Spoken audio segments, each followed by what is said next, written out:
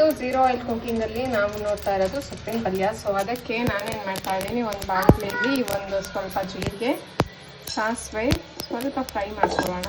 Fry ಮಾಡ್ಕೊಂಡಿದ ನಂತರ ಜೀರಿಗೆ ಒಂದು ಸ್ವಲ್ಪ ಘಮ ಬರೋವರೆಗೂ ಆಗಿದ್ದ ನಂತರ ಅದಕ್ಕೆ ಒಂದಿಷ್ಟು ಆನಿಯನ್ನು, ಸ್ವಲ್ಪ ಬೆಳ್ಳುಳ್ಳಿ ಆ್ಯಂಡ್ ದೆನ್ ಸ್ವಲ್ಪ ಒಣಗಿದ ಮೆಣಸಿನಕಾಯಿ ಹಾಕಿ ಬಾಡಿಸ್ಕೊತಾ ಇದ್ದೀನಿ.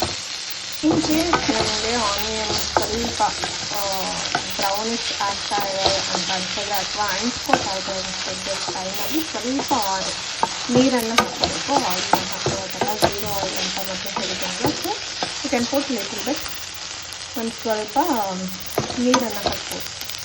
ಸ್ವಲ್ಪ ಬ್ರೌನಿಶ್ ಬರೋವರೆಗೂ, ಅಂದರೆ ಬೇಗನೆ ಬೇಯುತ್ತೆ. ಒಂದು ಸ್ವಲ್ಪ ನೀವು ಉಪ್ಪು ಹಾಕಿದ್ರೆ ಸಾಕು, ಬೇಗ ಬೇಯುತ್ತೆ.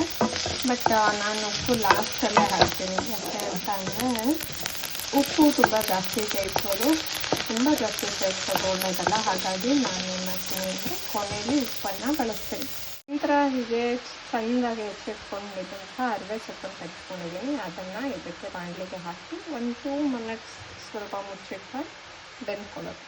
ಸ್ವಲ್ಪ ಕೊಬ್ಬರಿ ತುರಿ ಹಾಕಿ ಮತ್ತು 10 ಮಿನಿಟ್ಸ್ ಬಿಟ್ಟಿದ ತಕ್ಷಣ ಕೊಬ್ಬರಿ ತುರಿ ಹಾಕಿ ಉಪ್ಪು ಹಾಕಿಬಿಟ್ರೆ ಸೊ ಯಮ್ಮಿ ಟೇಸ್ಟಿ ಆದಂತಹ ಸೊಪ್ಪು ಪಲ್ಯ ರೆಡಿ.